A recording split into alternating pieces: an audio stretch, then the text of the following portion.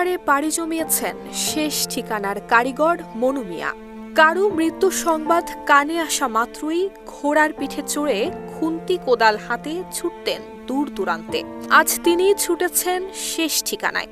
২৮ June সকাল ১০টায় নিজ বাড়িতেই শেষ নিঃশ্বাস ত্যাগ করেছেন গোরখোদক হিসেবে খ্যাতি পাওয়া এই মনু মিয়া। প্রায় ৪৯ বছর ধরে বিনা পারিশ্রমিকে খুঁড়েছেন ৩,০০০-এরও বেশি মানুষের কবর। একটি ঘোড়ার পিঠে চড়ে তিনি ছুটে যেতেন মৃতের বাড়িতে। দেশ জুড়ে তোলপাড় ওয়ালটন ফ্রিজ কিনে আপনিও হয়ে যেতে পারেন মিলেনিয়ার। এই কাজের জন্যই তিনি একসময় দোকান বিক্রি করে কিনেছিলেন প্রিয় ঘোড়াটি। কিন্তু হঠাৎ একদিন তার ঘোড়াটিকে বল্লম দিয়ে খুঁচিয়ে হত্যা করে দুর্বৃত্তরা। এতে ৬৭ বছরের প্রবীণ এই গোরখোদক মানসিকভাবে একেবারেই ভেঙে পড়েন। মনু মিয়ার মৃত্যুতে শোকের ছায়া নেমে এসেছে কিশোরগঞ্জের ইটনা উপজেলার জয়সিদ্ধি ইউনিয়নের আগলাপাড়া গ্রামসহ আশপাশের এলাকায়। জীবনের প্রায় অর্ধশত বছর তিনি ব্যয় করেছেন কবর খননের মতো নিঃস্বার্থ এবং মানবিক কাজে।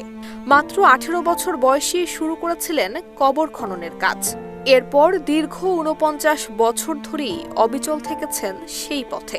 এই যাত্রায় তিনি কবর খুঁড়েছেন ৩,০০০-এরও বেশি মানুষের। বিনিময়ে কখনো কারো থেকে নেননি এতটুকু পারিশ্রমিক। চেয়েছেন শুধু একটি জিনিস, মানবতার প্রতি শ্রদ্ধা। বিনা স্বার্থে করা মনু মিয়ার প্রতিটি খনন আজও দাঁড়িয়ে আছে মানবিকতার জীবন্ত সাক্ষ্য হয়ে। নিরলস কর্ম আর বিনয়ী স্বভাবের কারণে মনু মিয়া পরিচিত হয়ে উঠেছিলেন শেষ ঠিকানার কারিগর হিসেবে। জীবনের শেষ প্রান্তে এসেও মনু মিয়ার ছিল একটি মাত্র ইচ্ছে, নিজের টাকায় হজে যাওয়া। গণমাধ্যমকে দেয়া সাক্ষাৎকারে জানিয়েছিলেনও সেই কথা। চেয়েছিলেন দেশবাসীর দোয়া। তবে সেই ইচ্ছা অপূর্ণই রয়ে গেল মনু মিয়ার। নুসরাত জাহান মেহেক, ঢাকা পোস্ট।